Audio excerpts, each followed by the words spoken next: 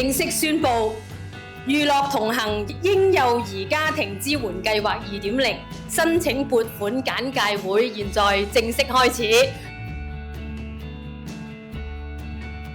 呢一套咧係一套由美國引入，本身已經係實證為本嘅工具，簡稱咧叫做 RBM， 即係 Routine Based Model。早喺2022年嘅時候，就係同城市大學同埋中文大學去合作，去試行引入呢一套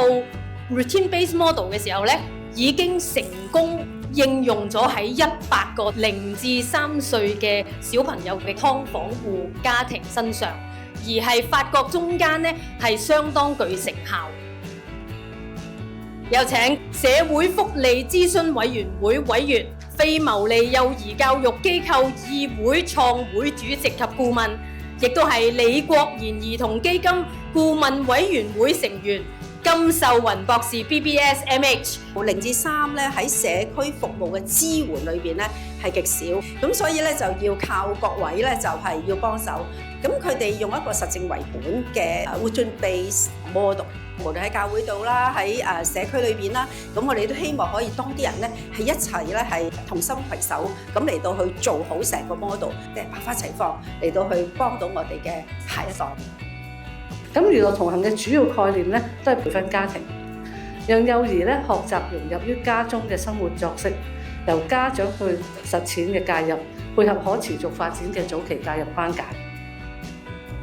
因為家長其實好容易明白作息本位其實就係嗰14個作息項目，咁變咗咧佢哋都好容易掌握到啊，咁所以對成個嘅服務咧同埋嗰啲技巧嘅使用咧，佢哋都覺得好有幫助。